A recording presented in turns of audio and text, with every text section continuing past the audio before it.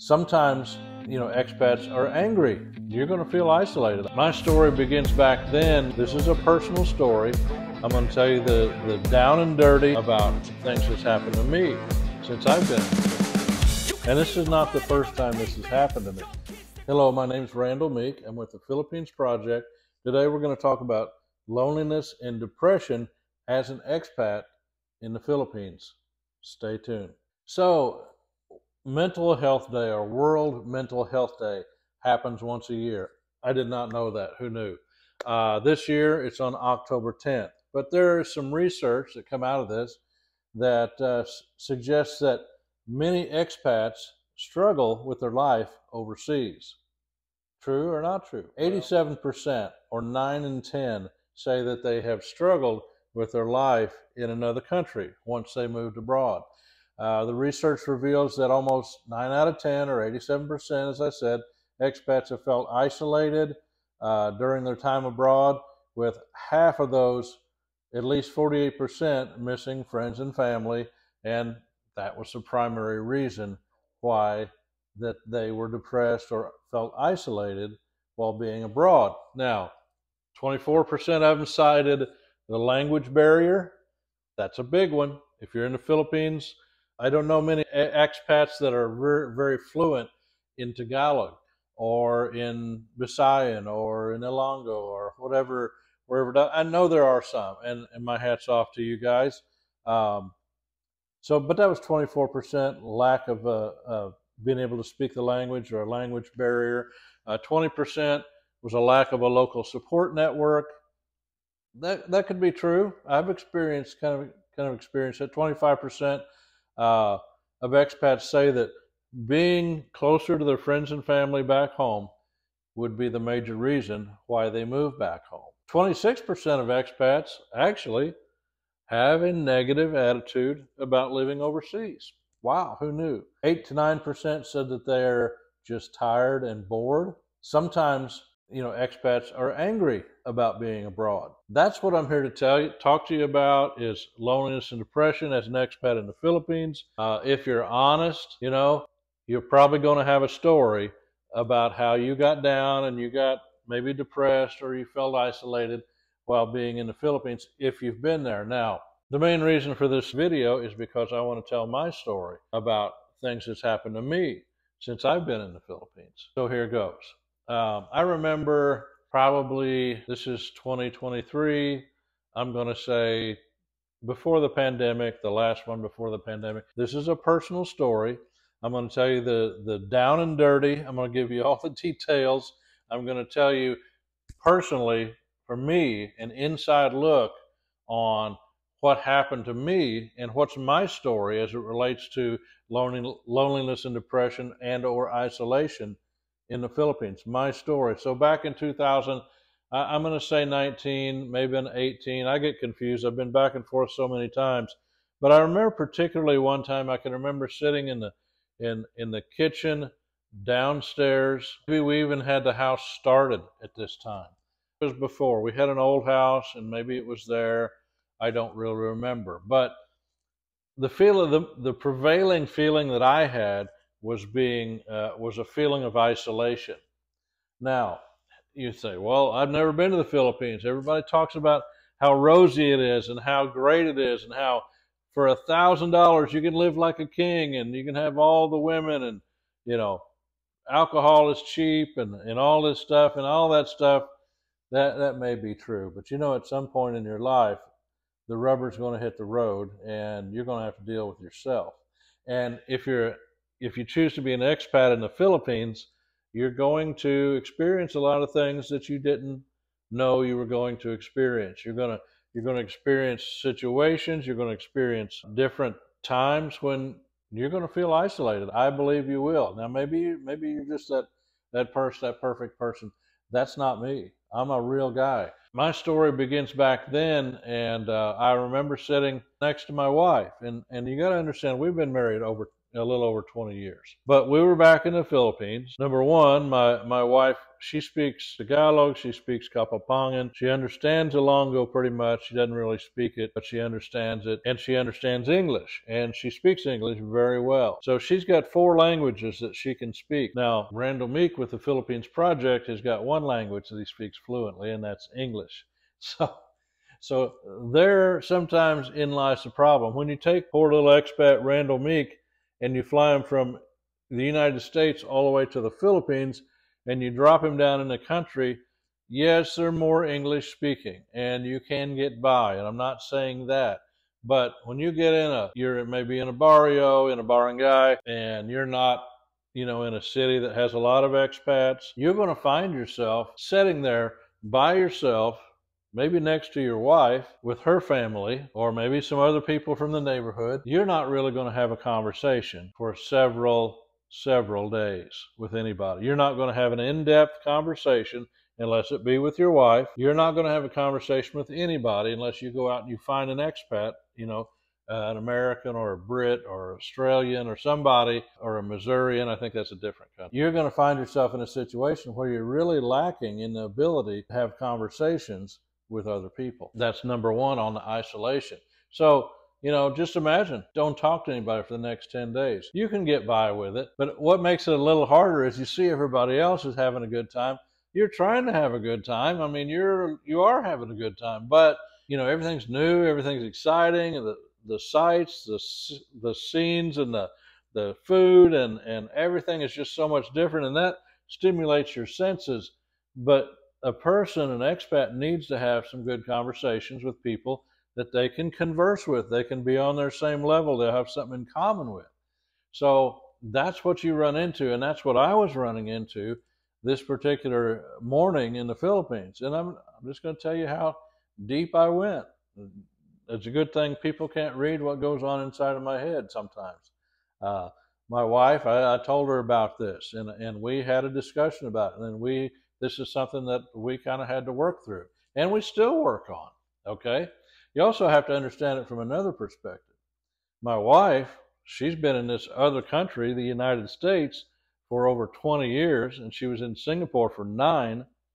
So, 30 years she hasn't been home, right? So, can you imagine not being in your home country for 30 years? When you get back, man, it's going to be exciting. You get back all the familiar things that you'd forgotten about, all the people that you haven't seen in years.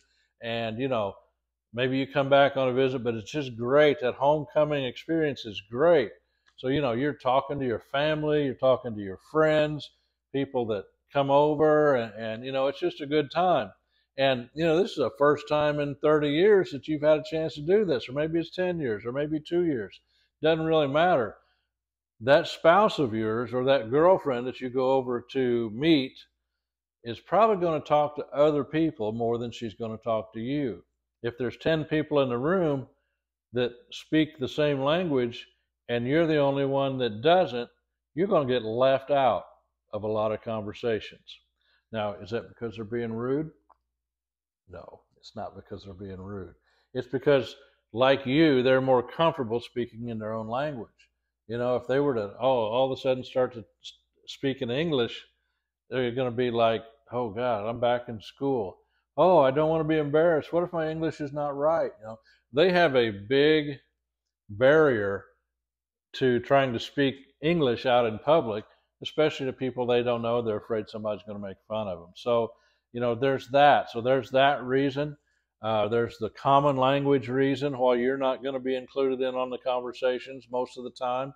And, so I was just sitting there and I don't want to, just insert my way and just stand up and say, look, nobody's paying attention to me. Somebody talk to me. I mean, it's kind of juvenile. That's kind of immature, right?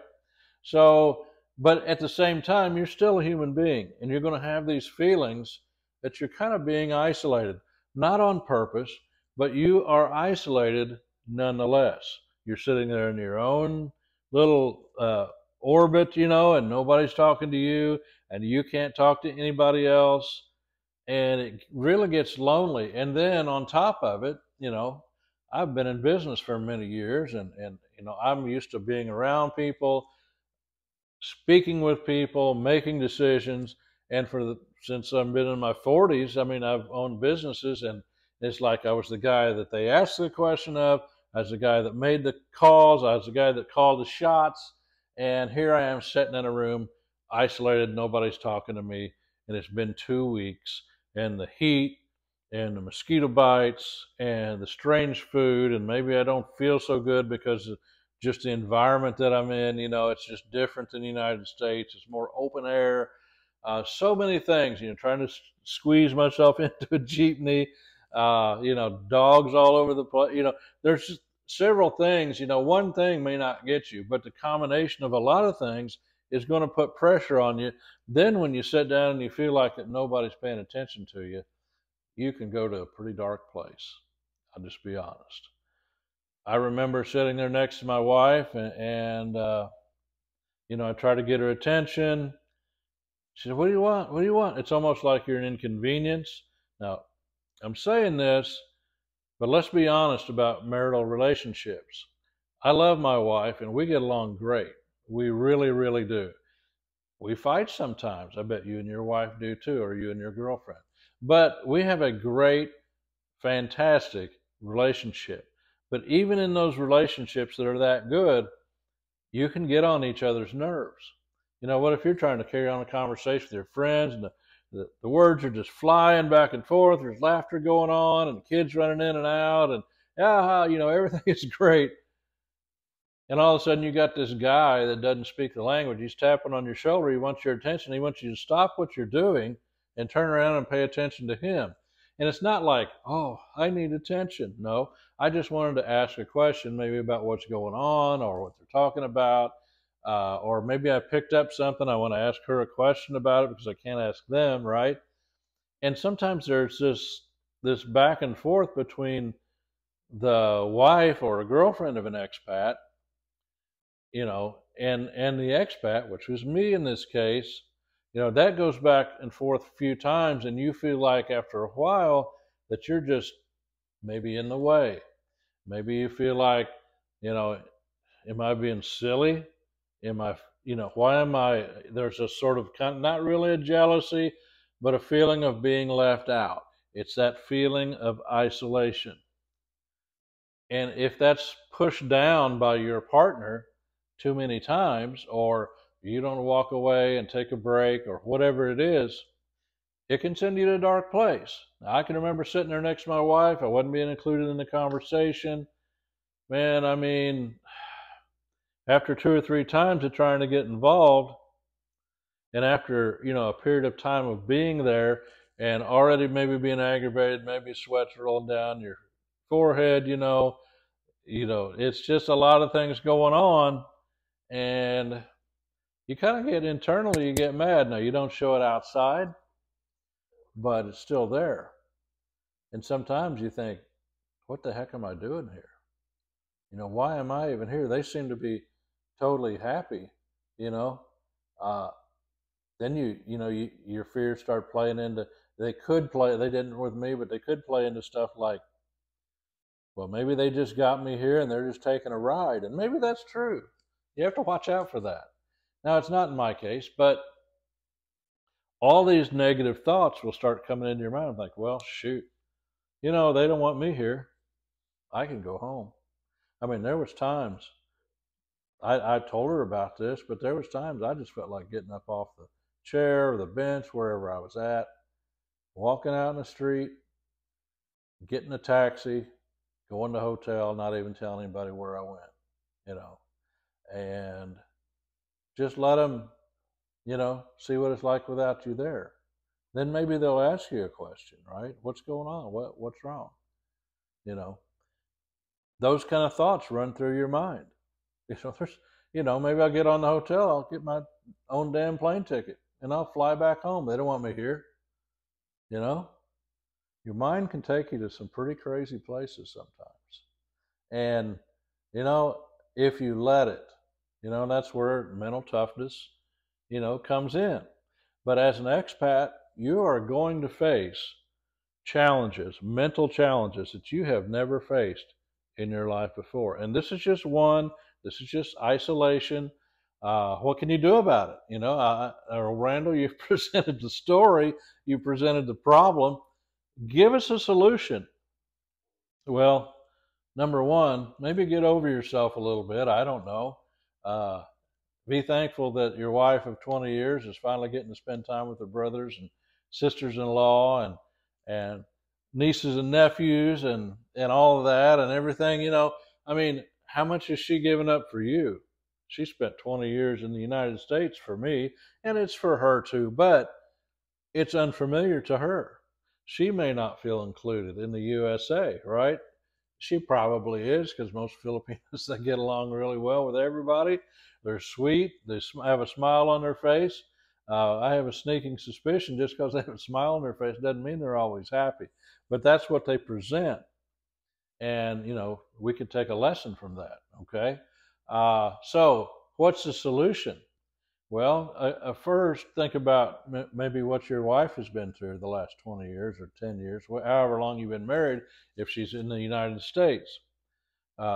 Because she's been through it too, Grow up a little bit, But when you're in that state and you feel isolated, it's hard to think about these things. But reach in after listening to this video and pull that out, and you might have a little bit of a toolbox to use. Now, sometimes it's just as simple as tap on the, hey, honey, I'm going to go outside, or I'm going to go upstairs.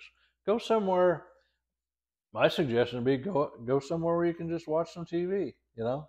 Most places, if you're in a hotel, you've got television there. Just kick back, for a couple hours and just watch TV and kind of ease yourself back into the Philippines life.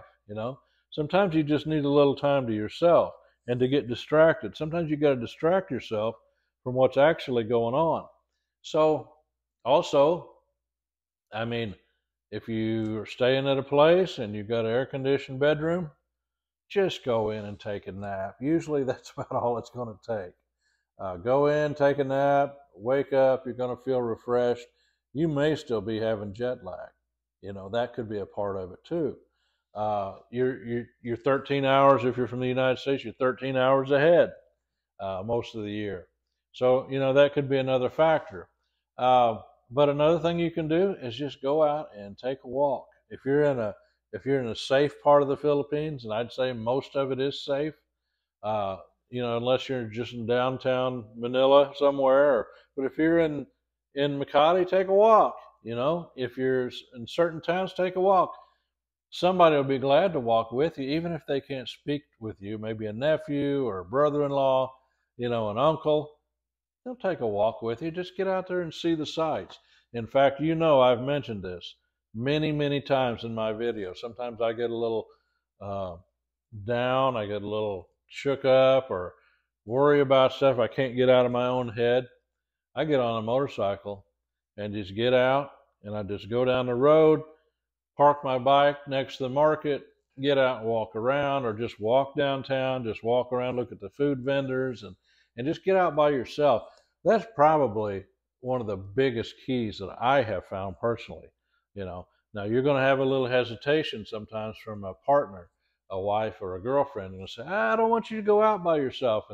And they may be thinking you're going to get attacked, you're going to get robbed, or another Filipino is going to try to hone in on you and try to take you away from her. Now, in my experience, as ugly as I am, that hadn't happened too many times. So she don't have a lot to worry about.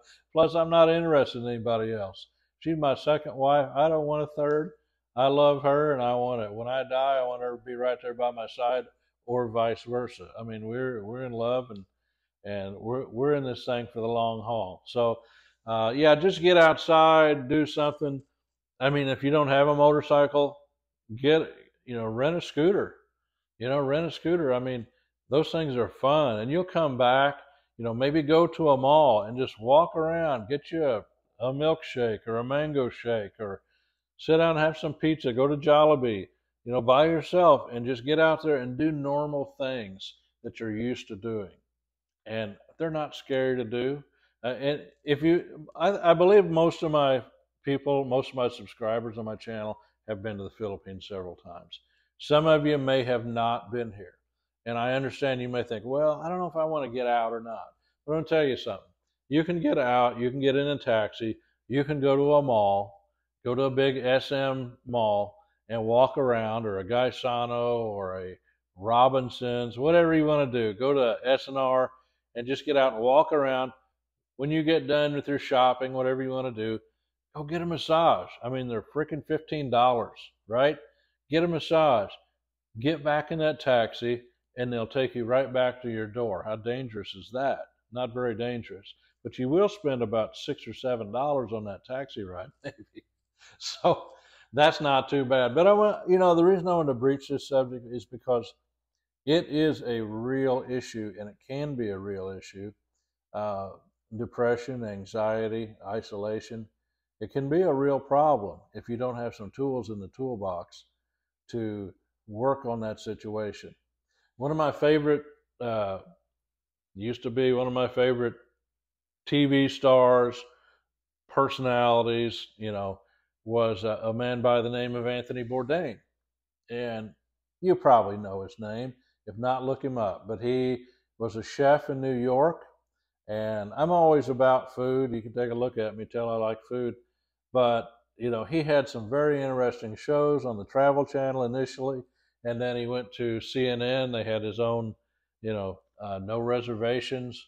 Maybe that was the name. I don't know. But he is on 2 different networks. Has a lot of footage. He went to Vietnam. He went to about every country you can think of. Cooked, ate, and had a great time. But, a few years back, he committed suicide. And you would think the guy that, that's all he ever wanted to do is travel the world and be in Southeast Asia and enjoy the food, enjoy the people, and just have a great time, have enough money to do all those things. He went from a chef in Manhattan, I think somewhere, to being one of the biggest TV personalities in the world, And you would think that he might have been happy with that. But what you don't know, sometimes those things that you wish for, you build them up so much in your head, and you think they're going to be one way, and they turned out to be another way. And that's where your depression, your anxiety, sometimes it's a feeling of hopelessness. It's like this. Well, I thought everything was going to be, once I had enough money, I didn't have to work anymore. Once I figured out a way to pay all my bills and I don't have to work, I don't have to leave the house, and I can travel anywhere I want. And like Anthony Bourdain, I mean, he had a glamorous career. He had everything that a man could ever want, but he didn't have peace of mind. So, take the tools that I've given you and do some research. If you're having trouble, don't look to me for your help with depression, but, seek professional help. But I want to tell you, the Philippines is a great place to live. It's a great place to retire. There's some of the best people in the world. I've been home for almost a month, and I miss the Filipino people so bad. I'm going to stop rambling here in a minute, but I just, one perspective I've gained is now I'm in the United States and I look at these videos from the Philippines. Some of my favorite YouTube people, whether it be Texas Filipino, Paul in the Philippines, different ones, Gio, he's great. There's a lot of different people, expats online, and but I guarantee you, they've all had some of the same similar, situations as what I've had.